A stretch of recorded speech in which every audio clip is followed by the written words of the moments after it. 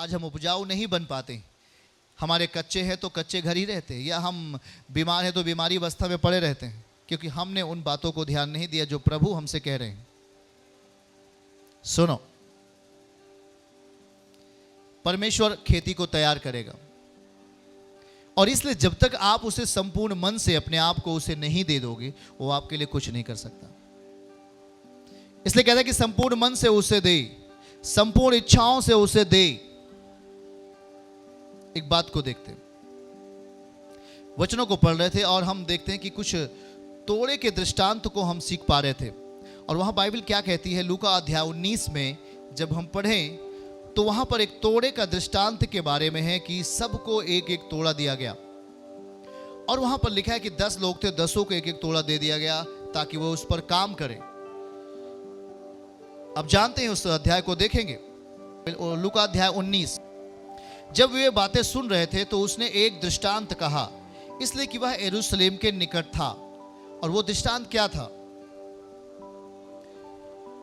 और लिखा है 12 पद में आता है, उसने एक धनी मनुष्य दूर देश को चला गया ताकि राजपद पाकर लौट आए, और अपने दासों और लिखा है कि अपने दासों में से 10 को बुलाकर उसने 10 मोहरें दी और उनसे कहा, मेरे लौट आने तक लेन देन करना। हालेलुया, ध्यान से सुनिए, लेन देन करना। ये परिस्थितियां आपके राज्य के लिए बेहतर बनाएंगी। आमीन बोलो हाथों को उठाकर। लेन देन करना। 14 आगे पढ़ेंगे 14। और लिखा, परंतु उसके नगर के रहने वाले उससे बैर करते थे, क्योंकि वो लेन देन करना नहीं चाहते थे उससे, और उसके द्वारा दूतों के द्वारा कहला भेजा कि हम नहीं चाहते कि तू हम पर राज्य करे, हम नहीं चाहते कि तू हम पर राज्य करे। उसके बाद हम पढ़ेंगे और वहां पर लिखा है कि जब वह राजपद पाकर के अधिकार सत्ता प्राप्त करके जब वो वापस आता है, तो उसने कहा कि जो जिन्हें जिन्हें वो रोकड़ दिया था उनको पास बुलाया और उनसे पूछने लगा। 16 पद में लिखा है कि उसने कहा कि पहले ने आकर बताया, हे स्वामी, आपने मुझे जो 10 दिया था मैंने 10 और कमाया। और 17 पद में लिखा है कि प्रभु आपने मुझे जो 5 दिया था, और उसने कहा कि जो 10 कमाया, उसने कहा कि तू धन्य है, क्योंकि तूने थोड़े में विश्वासी निकला, अब तू 10 नगरों पर अधिकार रख। 18 और बाइबल के दूसरे ने आकर कहा, हे स्वामी, तेरी मुहर से 5 और मुहरें कमाई हैं। 19 जल्दी से, और देखें उसने कहा, तू भी 5 नगरों का अधिकारी हो जा। 20 आगे पढ़ेंगे, लिखा है तीसरे ने आकर कहा, हे स्वामी, देख तेरी यह मुहर जिसे मैंने अंगोछे में बांध रखी है, अंगोछे में बांध रखी है। ये देखो 21 जल्दी से, क्योंकि मैं तुझसे डरता था कि तू कठोर मनुष्य है, जो तूने नहीं रखा उसे उठा लेता है, जो तूने नहीं बोया वह उसे काटता है। 22 और उसने कहा, हे दुष्ट दास, मैं तेरे मुंह से तुझे दोषी ठहराता हूं,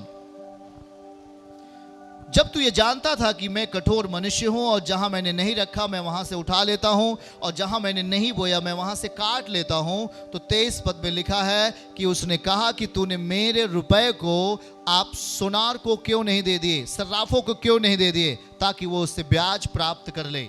मेरे प्रियजनों, बातों को समझो। मैं इस बात को बताना क्यों आपके लिए जरूरी समझा, क्योंकि जो चीजें आपको सौंपी जा रही हैं परमेश्वर के द्वारा, वो एक सामर्थ्य है। अगर जब आप उस पर विश्वास करते हैं तो वो चीजें सामर्थ्य बन जाती हैं। और यहां पर जो चीजें उसे दी गई, उसे काम करने के लिए दी गई, उन चीजों पर काम करने के लिए जो उसके पास है, और उन्हें एक वस्तु के रूप में दिया गया और कहा गया कि तू इस पर काम कर। हां, तू उस पर काम कर। पर औरों ने काम किया, 2 ने काम किया और 2 अधिकार सत्ता को प्राप्त किए। पर तीसरे ने कहा, मैंने उस पैसे को, या मैंने उस धन को, मैंने उस सिक्के को अंगोछे में बांध रख दिया था। मतलब उसने परमेश्वर की जो इच्छाएं थी उसको उन्होंने क्या कर दिया, बंद कर दिया। परमेश्वर के जो कार्य थे उसको उन्होंने रोक दिया अपनी इच्छाओं के द्वारा। उन्होंने लिखा अपनी इच्छाओं से उसे बांध दिया, पर औरों ने परमेश्वर की इच्छा से उसे इस्तेमाल किया। आज ये होता, आप सबके लिए परमेश्वर कुछ न कुछ देता है, पर आप अपनी इच्छाओं से उसे बांध देते हो, रोक देते हो परमेश्वर के कामों को। पर और हैं जो परमेश्वर की इच्छाओं में होकर उसे काम में लाते हैं। और लिखा है कि वो लेन देन करते थे खुदा के राज्य के लिए। जो आपको दिया गया वो सामर्थ्य है, जो आपको दिया गया वो एक वचन की पावर है, वो एक शक्ति है, और वो चाहता है कि वो आपके राज्य के लिए काम करे। जो चीजें आपको दी गई हैं वो एक वचन है, और जब आप उसको लेन देन करते हो तो वो एक शक्ति और सामर्थ्य प्रकट होती है। आप आलसी नहीं हो। अगर आपने खेत पर हल पे हाथ रखा है, उस खेत को उपजाऊ बनाने के लिए आप हमेशा तैयार रहो। आपके पास जो चीजें दी गई हैं, आप ऐसा नहीं कहें कि परमेश्वर कठोर है। यह बात आप तब कहते हैं जब आप परमेश्वर को समझ नहीं पाते, और जब आप प्रभु को समझ नहीं पाते तब आपके जीवन से बुरी चीजें निकलती हैं या बुरा स्वभाव की बातें होती हैं। जब आप परमेश्वर की आज्ञाओं में नहीं रहते तब आप परमेश्वर को विपरीत दिशा में बात करते हैं। जब आप उसकी आज्ञाओं को नहीं मानते हैं तो आप परमेश्वर को विपरीत दिशा में बात करते हैं और कहते हैं कि परमेश्वर ऐसा है, परमेश्वर वैसा है। और उन्होंने माना, उस पर काम किया और 1 से 10 कमा लिए, एक ने 1 से 5 कमाया, क्योंकि वो जो परमेश्वर ने दिया था उन चीजों को लेकर वो गंभीर था। उन चीजों के प्रति जो परमेश्वर की ओर से आई थी वो उसके प्रति सख्त थे, अनुशासित थे, और वो परमेश्वर के स्वभाव में चल रहे थे। इसलिए उन्होंने उन चीजों के द्वारा समृद्धि हासिल की जो परमेश्वर ने उन्हें दिया था। परमेश्वर आपको भी जो देता है वो एक वचन है, उसके द्वारा आप समृद्धि हासिल कर सकते हो, उसके द्वारा आप अपने जीवन को बना सकते हो। पर आप अपनी इच्छाओं से उसे बांधो नहीं, उसे रोको नहीं। यदि आपने अपनी इच्छाओं का प्रयोग किया और कहा कि नहीं मुझसे कुछ नहीं हो सकता, या आप उस पर काम नहीं करेंगे, वो चीजें आपके लिए कुछ नहीं करेगा। आप ये मत सोचो कि परमेश्वर ही आपके लिए सब कुछ पूरा करेंगे, पर आपको भी वो चीजें करना है जो प्रभु आपको करने के लिए कहें, क्योंकि आपके पास वो सारी चीजें हैं। सोचने की क्षमता है, काम करने की क्षमता है, और सारी चीजों को करने की क्षमता आपके पास है। आपको वो चीजें करना है जो परमेश्वर देता है, पर आप अपने आप को उपजाऊ नहीं बना पाते।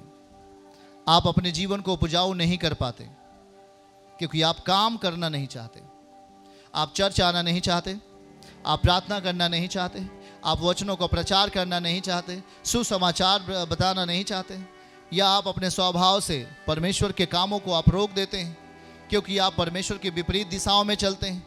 और वो कह रहा था कि प्रभु आप तो कठोर आदमी हो, आपने जहाँ से नहीं बोया वहाँ से आप काट लेते हो, जहाँ से आपने नहीं रखा वहाँ से आप उठा लेते हो। ये परमेश्वर की सामर्थ्य है, ये तो प्रभु की ताकत है। हाँ, उसने कहा कि मैं तेरे मुख से तुझे दोषी ठहराता हूं क्योंकि मैंने भी तुझे दी थी सामर्थ, तुझे ताकत दिया था कि तू वही चीज काम करे जो मैं कर सकता हूं, पर तूने वो चीज नहीं किया, इसलिए तू दोषी ठहरता है। आपके पास या हमारे पास जो ताकत है, परमेश्वर ने जो दिया है वो काम करने के लिए दिया है, ताकि आप उपजाऊ बने, ताकि आप शक्तिशाली बने। पर जब आप उस चीज के लिए तैयार रहेंगे तो वो चीजें आपको शक्तिशाली बना देंगी। वचन आपको दिया गया और कहा कि आप इसके आधार पर जीवन जियो। जब आप इसके आधार पर जीवन जिएंगे, बहुत सारे लोग दोस्त आपके मित्र बन जाएं, बहुत सारे मित्र आपके दोस्त, बहुत सारे मित्र आपके दुश्मन बन सकते हैं, या बहुत सारे लोग आपको तमाम परिस्थितियों में लाके खड़ा कर सकते हैं जो आपको अच्छा नहीं लगता है। पर ध्यान से देखो, एक सॉल्यूशन करने वाला है, एक समस्याओं का निवारण करने वाली वस्तु है जो आपको वचनों के अनुसार आपके जीवन में जाएगा, और वो आपको प्रभु सौंपता है और कहता है कि मेरे आने तक उन चीज़ों को से तू लेन देन कर। जब आप लेन देन करोगे तो परमेश्वर का राज्य आपके ऊपर होगा। किसी व्यक्ति ने कहा कि मैं उसकी बातों को नहीं मानूंगा क्योंकि वो आएगा तो मुझ पर राज्य करेगा, मैं वो नहीं चाहता कि वो मुझ पर राज्य करे। बाइबल को ध्यान से समझो, उसने कहा कि वो मैं नहीं चाहता कि वो मुझ पर राज्य करे। जब आप उसके वचनों को नहीं मानते हैं, जब आप उसके वचन के आधार पर नहीं जीते हैं, तब वो आप पर राज्य नहीं करता है।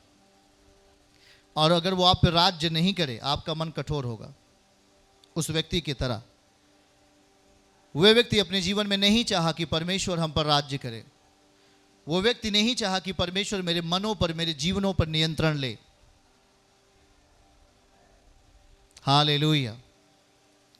और इसलिए वो उसके जीवन से कठोरता की बातें निकल रही थी। इसलिए उसके जीवन से वो कह रहा था कि परमेश्वर आप एक कठोर आदमी हैं। ये बातें वो क्यों कह रहा था? क्योंकि वो परमेश्वर की दी गई सामग्री पर काम नहीं किया, या हम कहें वो नहीं चाहता था कि परमेश्वर हम पर राज्य करे। क्या आप चाहते हो कि परमेश्वर हम पर राज्य करे? जब आप चाहते हो कि परमेश्वर हम पर राज्य करे तो आपके जीवन से कठोरताएं खत्म होंगी, और जो चीजें परमेश्वर आपके अंदर देगा वो सफलता पूर्वक उसका विस्तार हो जाएगा। आमीन। तेजी के साथ आप बढ़ने लगोगे उसकी उपस्थिति में।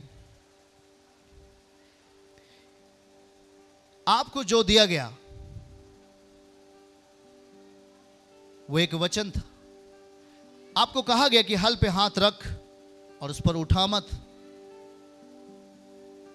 हम यहीं पे फिर आएंगे और जब पढ़ेंगे सभोपदेशक 7 अध्याय उसके 18 पद, हमारे साथ इस वचन को देखिए। सभोपदेशक अध्याय 7 और उसके 18 पद को हम देखें और वहां पे बाइबल क्या कहती है, ध्यान से। हाँ, और वहां क्या लिखा हुआ है हम उसको ध्यान से पढ़ेंगे। यह अच्छा है कि तू इस बात को पकड़े रहे, पकड़े रहो उस बात को जो परमेश्वर की इच्छा है, और उस बात पर भी हाथ ना उठा, क्योंकि जो परमेश्वर का भय मानता है वह इन कठिनाइयों से पार हो जाएगा। और हम देखें ऊपर की लाइन में लिखा है उस बात पर से भी हाथ ना उठा। मतलब जो वचन आपके जीवनों के लिए दिया गया, उस वचन से अपने आप को बगल मत कर। जो वचन एक हथियार है, जो वचन एक वस्तु है, जो वचन एक हमारा हल है जमीन को उपजाऊ बनाने के लिए, उस पर से हाथ ना उठा। देखो फिर से, उस पर से। यह अच्छा है कि तू इस बात को पकड़े रहे, मतलब हल को पकड़े रहो। हालेलुया। हल को पकड़े रहो और उस हल पर से हाथ ना उठा। आमीन। बातों को समझना है। यह अच्छा है कि तू उस हल को पकड़े रहे और उस हल पर से हाथ ना उठा। दोनों चीजें, पकड़े रहो हल को और हाथ ना उठा हल पर से। तब कहता है कि तू कठिनाइयों से पार हो जाएगा। इसका मतलब हम उपजाऊ परिस्थिति में बदल जाएंगे। हम उपजाऊ परिस्थिति में बदल जाएंगे। हम उस पर काम करने वाले व्यक्ति बन जाएंगे। जो एक को दिया गया उसने उसे पकड़ा और उसको काम में लाया। जो चीजें परमेश्वर आपको देते हैं, अगर आप उन चीजों को काम में नहीं लाए, वो चीजें आप में खत्म हो जाएंगी और वो आपको प्रभावशाली या आपको आशीषित नहीं कर सकती हैं। इसलिए यीशु ने क्या कहा, जाओ और सारे जगत में मेरा सुसमाचार का प्रचार करो।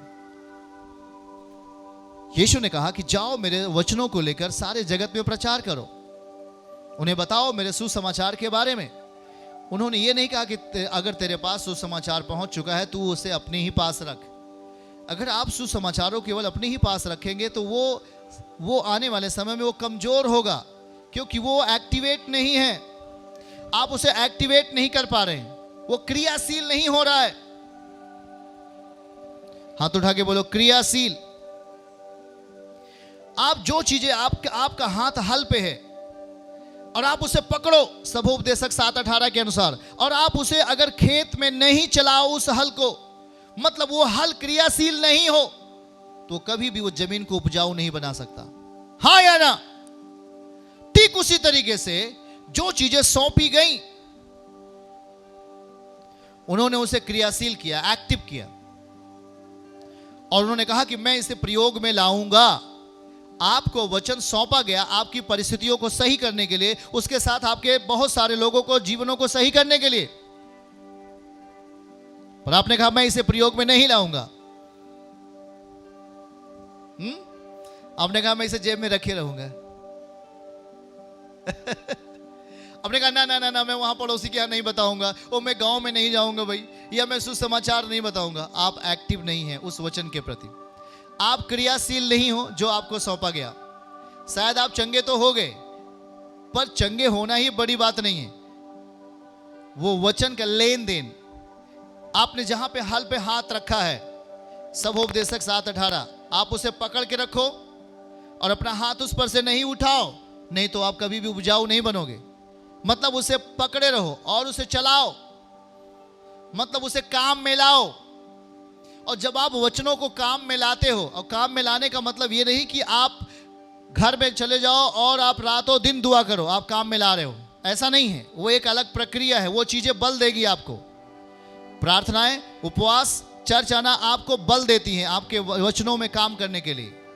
तो जब आपको सपोर्ट मिलता है इन चीज़ों के द्वारा, प्रार्थना जब आप करते हैं तो आप हल पे हाथ रख के खेत को उपजाऊ बनाते हैं, आप उसे पकड़ के रखते हैं, तगड़ आप उसे मजबूताई से पकड़ के रखते हैं, या उसे आप काम में लाना सीख जाते हैं। पर उसे अगर आप काम में नहीं लाए, आप हल पे हाथ रखा, खेत को उपजाऊ बनाने वाले किसानों से पूछिए कि उसने अपना हल पे हाथ रखा तो क्या घंटों घंटों आपने उसे खेत पे हल पे हाथ रखे रहा या हल को चलाया भी? वो कहेंगे मैंने हल को चलाया। और जब वो हल को चलाते हैं कुछ घंटों के बाद वो पूरे खेत में हल चला लेते हैं और वो जमीन उपजाऊ होती है। इसका मतलब जो सौंपा गया मसीह की ओर से वचन, उसको एक्टिवेट किया।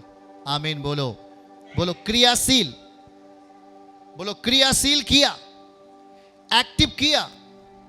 और जब आप उसे क्रियाशील बनाएंगे, जब उसे उपयोग में लाना शुरू करेंगे, वो वचन आपके जीवनों के साथ साथ हजारों लाखों लाखों आत्माओं को एक्टिव करेगा परमेश्वर के राज्य में। चर्च की सभी प्रार्थनाओं को और परमेश्वर के दास के द्वारा टीचिंग सुनने के लिए और अपडेट्स को जानने के लिए हमारे इस चैनल को सब्सक्राइब करें और साथ में बेल आइकन को दबाएं, ताकि जब भी लाइव प्रार्थना हो तो सबसे पहले आप देख सकें।